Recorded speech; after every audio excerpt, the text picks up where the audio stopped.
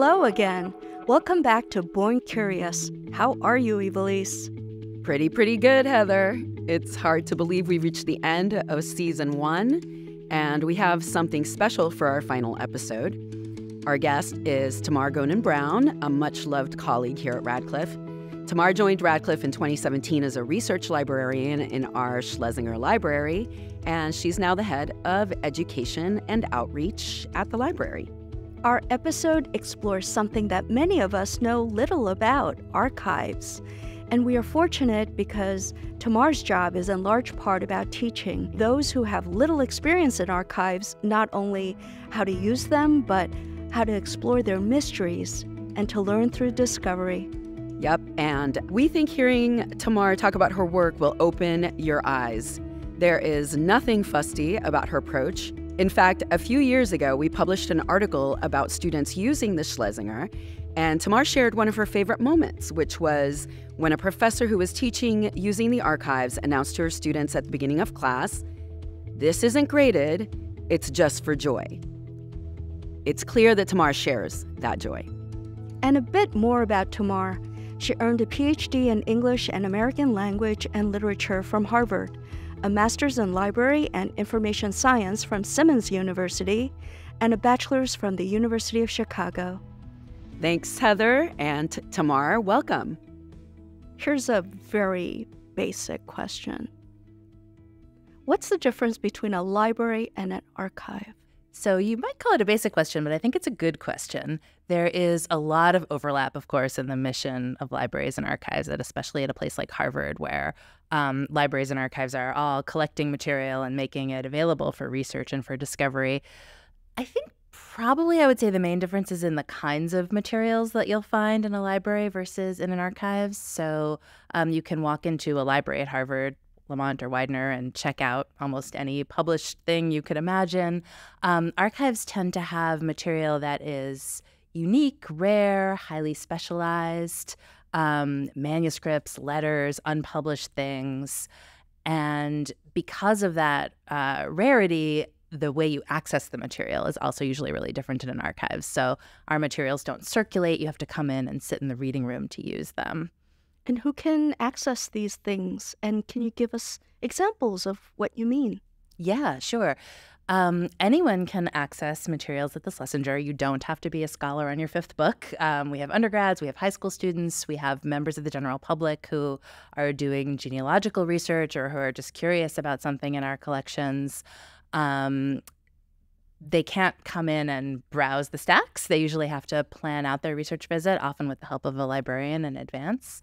But because our material is often unique, it's the only place you can get it. So we want to let anybody who needs it have access. So anyone can come in. And some examples of what we have, we often will collect the private papers of public individuals. So, for example, we have the papers of Angela Davis, a prominent activist, scholar, sort of living luminary.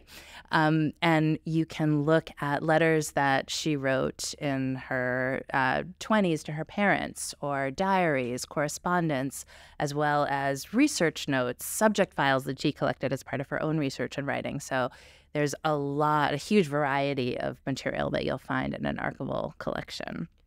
So since people have to plan ahead and contact you before they walk through the door, how do they even know what you have that might be of interest to them? That's a great question. So all of our materials are cataloged in Hollis, which is Harvard's online library catalog. So you can do a keyword search for something that you're interested in. If you're interested in culinary history, you can look up cooking or cookbooks and find all of the materials that we have related to that topic. For archival collections, archivists create documents called finding aids, which are like a detailed map of everything that's in a collection. So you can imagine collections often come to us in whatever state the collector has kept them in. So maybe they're a super organized person that had everything in labeled folders and file cabinets, or maybe they just had boxes in their basement where they threw all of their things after they were done using them.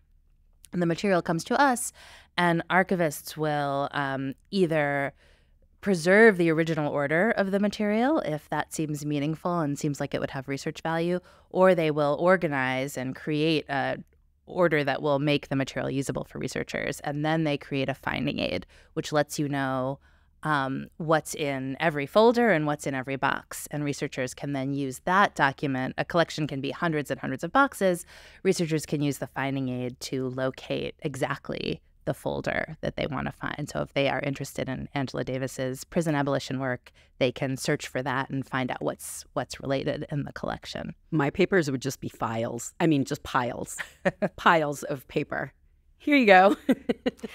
To clarify, starting point one, Hollis, you mentioned, that's HOLLIS.harvard.edu, and that's the online catalog where people can start, right? That's right. That's Harvard Library's online catalog. So all of Harvard's many repositories have their materials cataloged there. And now let's talk about your work at the Schlesinger. Yeah, so I am a research librarian, and I also steward the library's teaching program. So my work, part of that work involves being in our reading room, helping researchers who are coming in and using the reading room. There is a lot of meeting over the phone, over Zoom, corresponding over email in advance to help researchers understand our collections, understand how to use Hollis, as well as Hollis for Archival Discovery, which is our catalog of finding aids. But then I also work closely with members of the faculty at Harvard, as well as other area colleges and universities, and even K through 12 schools who are teaching on topics that intersect in some ways with our collections and who are interested in bringing their classes in to work with primary sources. About how many classes do you work with per semester, let's say? I would say it is usually somewhere between 20 to 30 classes. Wow. It's Harvard College classes or high school classes? What do you mean? The bulk of our classes are Harvard College classes. And in fact, I do some outreach by looking through the course catalog and looking for courses that are about topics that sound like they would relate well to materials in our collections. And then I'll reach out to the instructors and see if they might be interested in planning an archival visit. So that is how we make some of our connections. And then also often instructors will reach out to us and say that they are interested in having some kind of engagement with primary sources for the students, or perhaps the students are working on their own independent research project and they need the students to actually build archival literacy, learn the skills that they'll need to use the collections. So sometimes we're teaching more of a sort of, this is how you do the research, and sometimes it's more of a curated experience. Come in and look at these primary source documents that might inspire you to make new connections or new discoveries related to your class topic. Can you tell us about one of the Harvard College classes that you work with? What's the class, and what kind of class is it? And an example or two of how students engage with the collections. Yeah, of course. So one class that's interesting, it is a gen ed class called Power to the People, taught by Professor Michael Bronsky. And what's interesting about that class is it's a large lecture format in the gen ed program. Often the classes that come to us are small seminars, but in this case, Professor Bronsky really wanted his students to do their own independent archival research. And these are students from all concentrations at Harvard, so some who may never have used archives before. So he developed an assignment that would bring the students into the library to do their own independent work. And I went and met with them in advance to talk a little bit about the kinds of skills you need to read a finding aid, as well as how you plan a visit to the reading room, what to expect, because all of it is a little bit different. If you've never been to an archives before, you have to put all of your things away in a locker. You can only bring a laptop or a phone with you, maybe a pencil. We don't even let you bring your own paper. We have special lined blue paper that researchers can use in the reading room.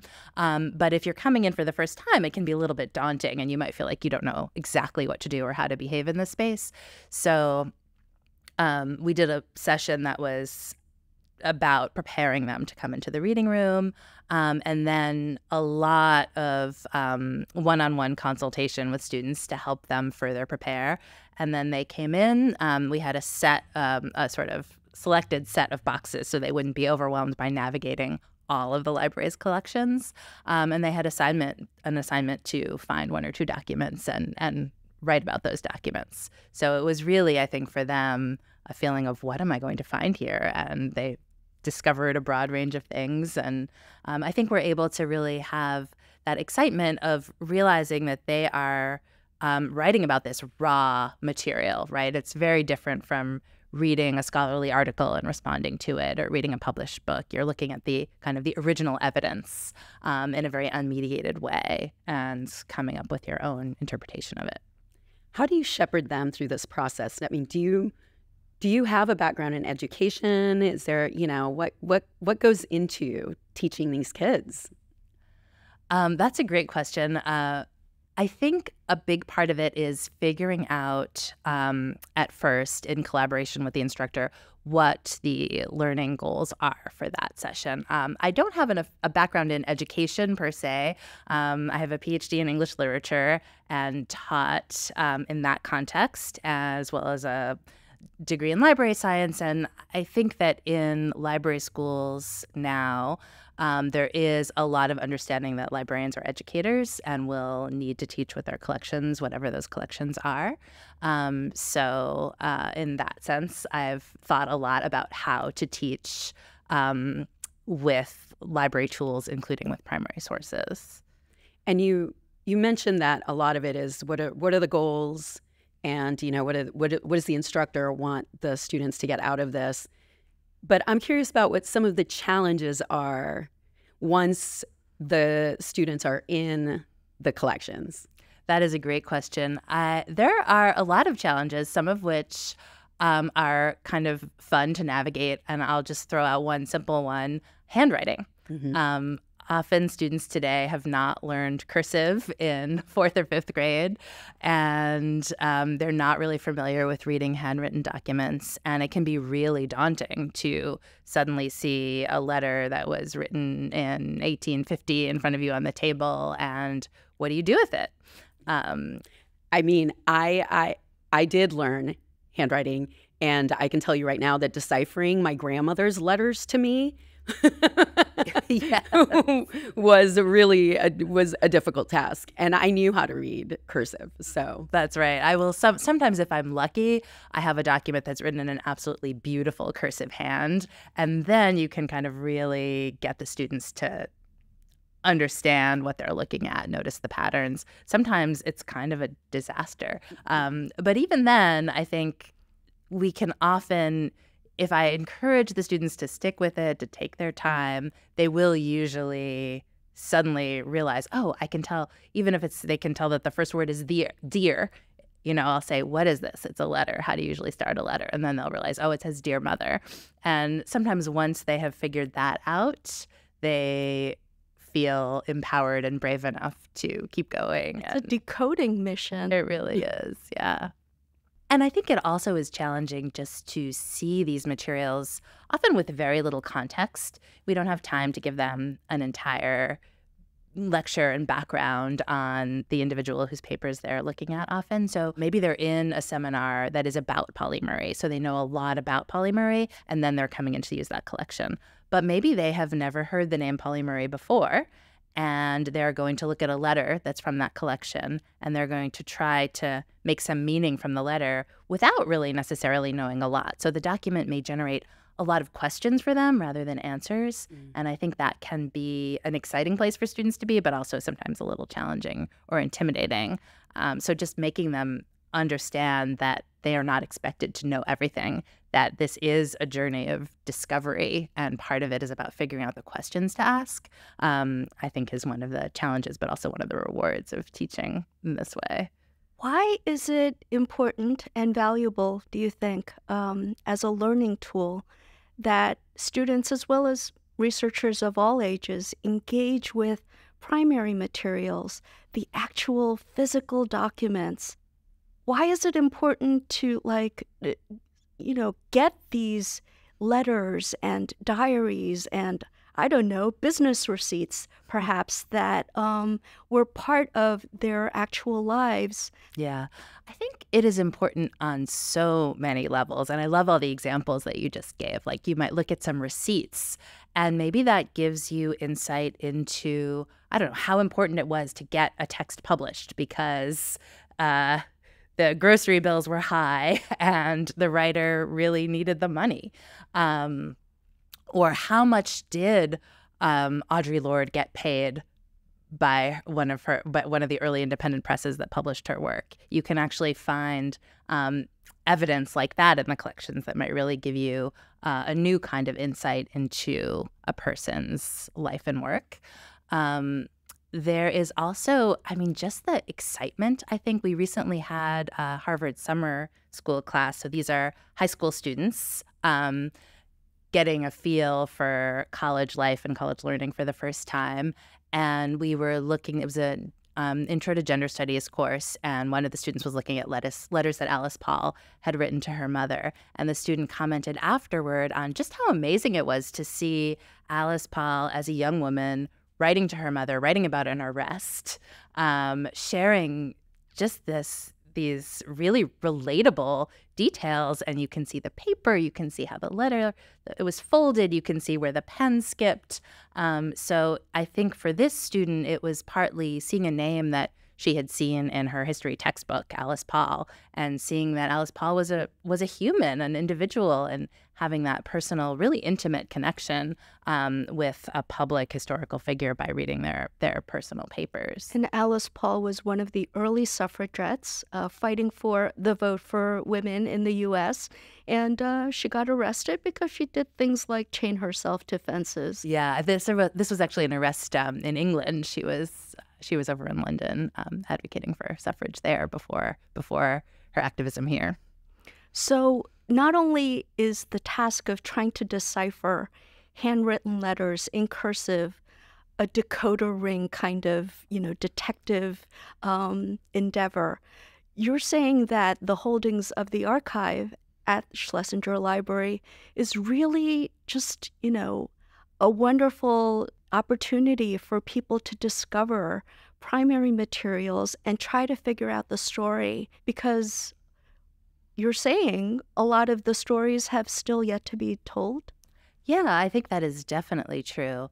And I think for students who are very used to being told about things, it can be very empowering to see the original evidence and ask themselves, what do I see here? What do I notice? What do I want to write about? What stories would I like to tell with these materials? And I think sometimes you can feel when you are reading a brilliant article or book about a topic or a person, you can feel a little bit silenced or intimidated, right? Everything that there is to be said, surely everything there is to be said about Alice Paul has already been said. But then when you sit down with the primary sources, you read the letter, you start to notice things that maybe haven't been said before or haven't been, the connections that haven't been made before. I mean, each story is told through a particular lens, right? I mean, each individual biographer brings their own views to the writing of the work. So, it's all kind of biased in a way already. So each generation brings their own kind of outlook to the topic, right? So absolutely. But we were talking a lot about college students, and you mentioned that you do a lot of work with K through 12 students also. Some work with K through 12 students. How does working with them differ from some sophisticated like AP kids in high school or the college learners? Yeah, well, one program that we work with that is really unique is the Emerging Leaders Program that Radcliffe offers. Those are high school students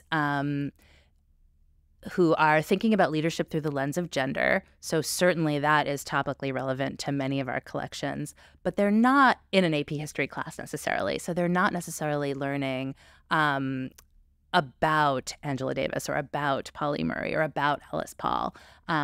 So when they are encountering our collections, it is often without the kind of academic context that an AP U.S. History high school class would have or a Harvard College class would have. And I think that has actually really highlighted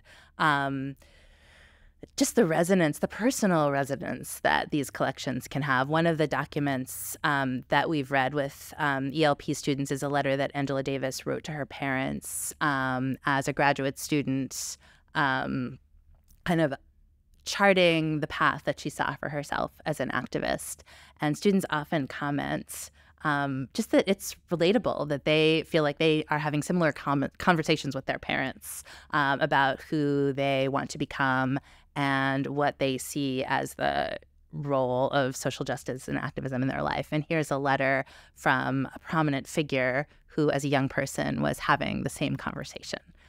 So even though we're not necessarily, they might not know all of the details of the historic context in which that letter was written, but they can still understand just the personal feeling that's in it. Yeah. I feel like you get so much out of this work with them. That, I mean, you seem so excited about the work that you do with these kids. So I'm curious about whether you have any favorite moments other than the Angela Davis letter.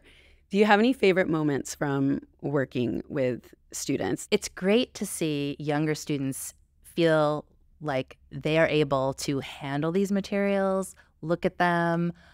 Often they will be a little intimidated at first, like this is old, brittle paper sometimes. They have to wear white gloves. We don't wear gloves except for handling photographs or metal objects.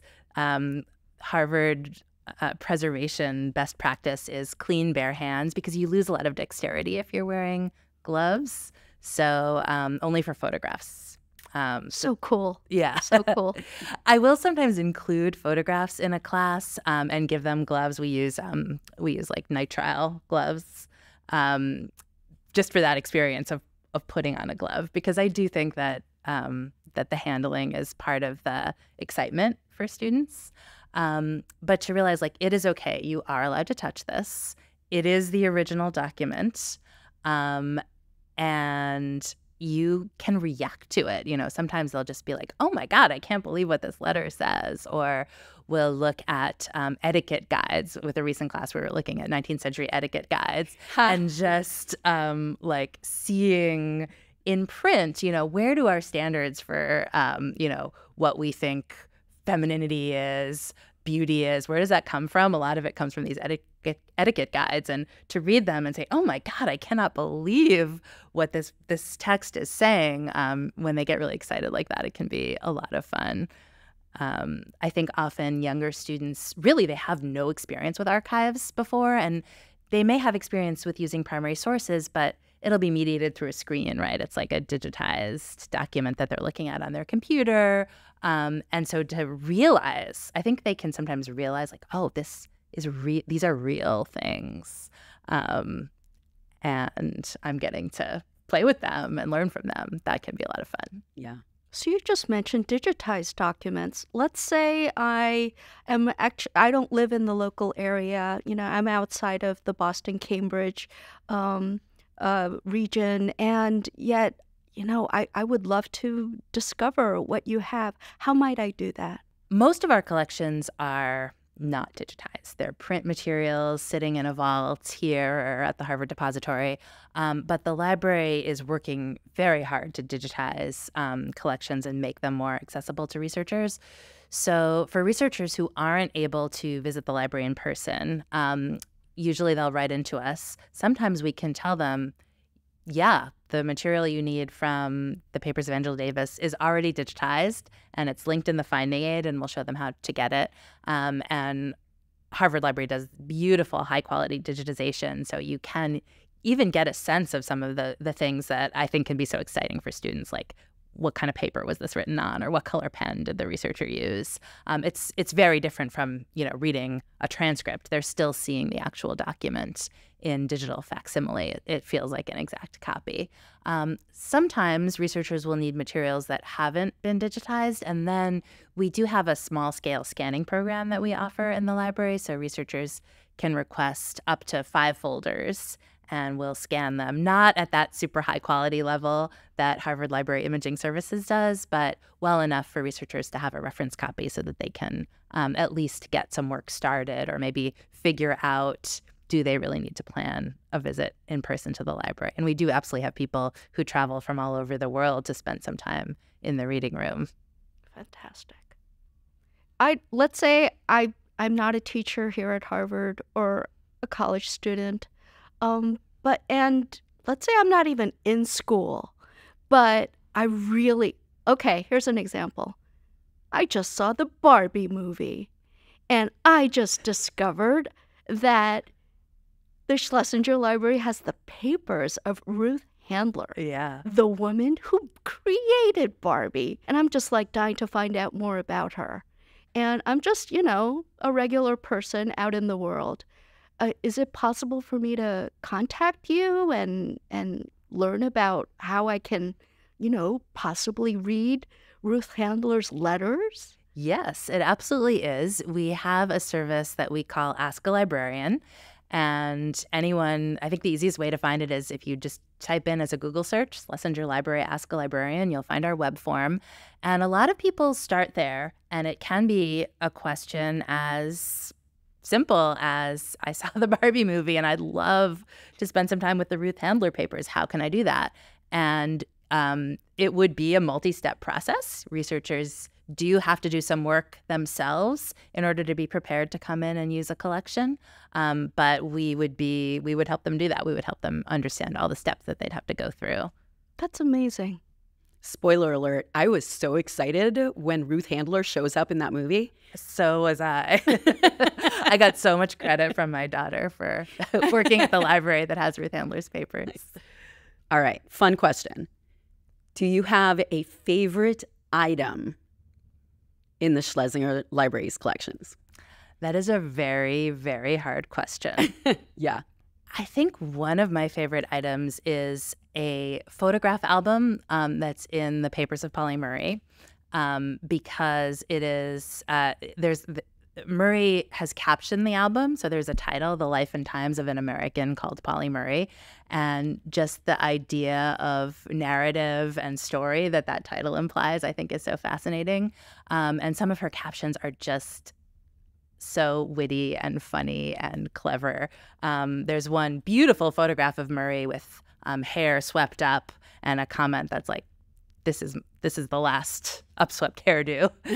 Never do that again. So that's an amazing artifact. There is also a gymsuit, a Radcliffe gymsuit from I want to say 1880, 1890. It's made of wool. It is sewn beautifully. These amazing bloomer pants, tiny little buttons, hooks to connect the jacket to the bottom. And that is just an amazing piece of fashion history that I love seeing every time it comes out. Have you handled it? Yeah. It is hard to imagine working out in it. It is a real wool that you might, make a suit or a blazer out of now. For people who are discovering the Schlesinger Library for the first time, and they didn't even know that there are specialized libraries / archives that focus on American women and American women's history. Please tell us what collections there are at the library and what I can even venture into discovering. Yeah, it's almost a hard question to answer because there's such a range of collections, and there are so many things you could investigate through the collections that even go beyond American women's history.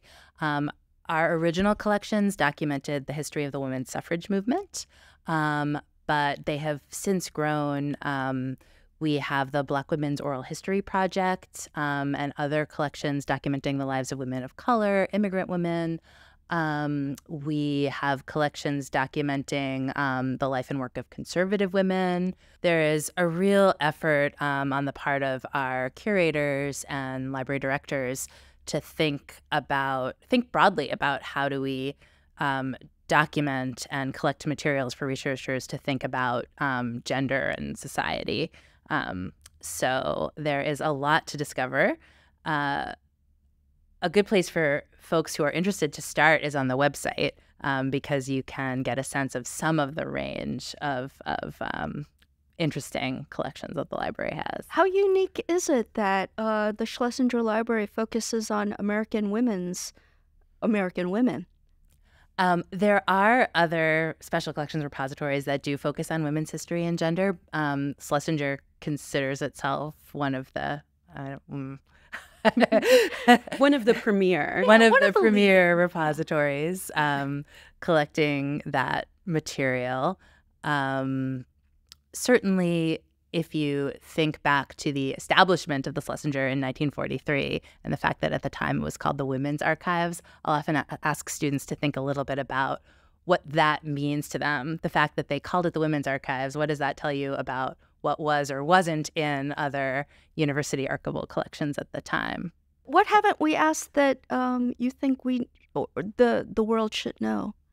I do really feel that every student, certainly at Harvard, but ideally every student, should have the opportunity to have the kinds of engagement that you can get from working in an archives.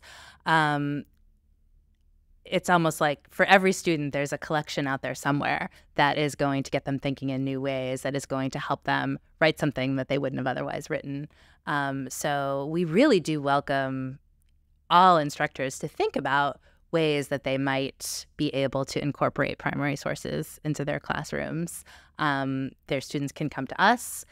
During the pandemic, we learned a little bit how to teach remotely with primary sources, which I think pre-COVID felt like it had to be very much in person handling the materials, but now we've gotten more creative about teaching remotely. So I hope that we will maybe discover some new folks to collaborate with. Because I've learned from listening to you that everybody can be a history detective, and the discoverer and the teller and the interpreter of things from the past. And as Evilise said earlier, everybody who explores and tries to piece together those materials to make stories out of them brings to them their own unique life experiences. And it's great to know that folks like you are there to help us along and help us in that journey. Thanks, Heather. I love the way that you put that everybody can be a history detective. It's making me excited for the next time that I have to go in there. I'm thinking that it's been a while since I've been in the reading room.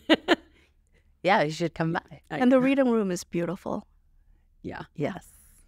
So the library, in addition to having these collections, the reading room, and all the places where you can interact with the archives, has an exhibition space. Yeah, absolutely. The exhibit space, the gallery, is a great way, I think, for anyone to come in and get to know the library for the first time, because that's a space where you can drop in and get a little bit of a taste of the collections. We don't always exhibit original materials because we have to think about the light levels in the gallery and whether they could potentially deteriorate if they're on exhibit. So sometimes it's facsimiles. Most of what we show there comes from our collections, and the exhibits are a great way to see how curators can use material from collections to tell a story. And it's just amazing to, see like original stuff that you can like almost go nose to nose and look at. And it's free and open to the public during library hours. That's right. The gallery's open 9 to 5, slightly longer hours than the reading room, which is open from 10 to 4:45. And anybody can come in and browse the exhibit. And there are a couple of exhibitions that go up every year. Yeah, so they're constantly changing. And you can also go to our website. Our exhibits are described there. You can also link to previous exhibits, learn a little bit about them. And there are digital just some digital exhibits. So it's a great place to look. And that's the Harvard Radcliffe Institute website, radcliffe.harvard.edu. And there's a whole section on the Schlesinger Library, as well as a whole section on events and exhibitions. Yes. There aren't that many 3D items in the collections, from what I understand. Is that correct? We don't have a ton of 3D items just because if you think about the space and the different preservation concerns that are involved. So textiles, objects, we have some, but not a huge amount. But yeah, Dorothy West's writing desk is one of those items. I also know you have Julia Child's spoon. Yeah, we have a spoon, a whisk, copper pots. Very exciting. And what I do know is even if, you don't have a traveling exhibition of the writing desk of Dorothy West, we are able to see some of the key exhibition pieces that have been digitized on the exhibition webpage for each of these. Yeah. Oh, and there's a great exhibit that was done for the Schlesingers' 75th anniversary. 75 stories, 75 years, that highlights some of the most interesting objects and documents from our collection. So I think that's a great way for members of the public to get a sense of the kinds of things that we have. Thank you so much, Tamar, for joining us today and giving us a behind-the-scenes look on what goes on in our library and the kind of work that you do with students, K through college. We really appreciate it. Thank you for having me and indulging me and talking about all of this. Well, that's a wrap. That's the final episode of our first season of Radcliffe's Born Curious. Thank you to each of you who joined us, our generous guests, and our curious listeners. We've covered a great deal of ground this first season and hope that this wide-ranging and interdisciplinary approach has opened your mind to new ideas and perspectives. Born Curious was produced by our very own Alan C. Grazioso. Jeff Hayash was the man behind the microphone, and Michael Rossi captured video for a couple of episodes. Anna Song and Marcus Kanoki provided editing and production support throughout the season. Special thanks to Radcliffe's Chief Communications Officer, Jane Huber, who shepherded us through the piloting process.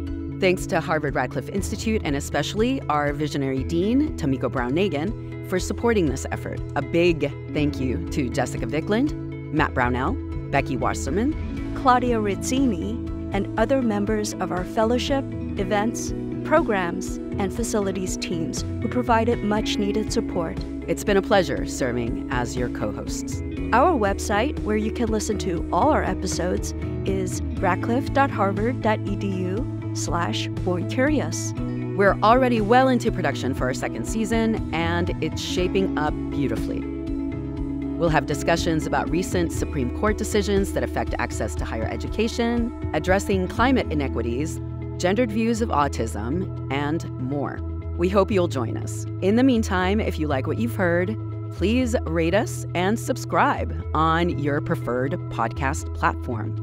And if you have feedback, email us at info@radcliffe.harvard.edu. You can follow Harvard Radcliffe Institute on Facebook, Instagram, LinkedIn, and X. And as always, you can find Born Curious wherever you listen to podcasts. Born Curious is a production of Harvard Radcliffe Institute.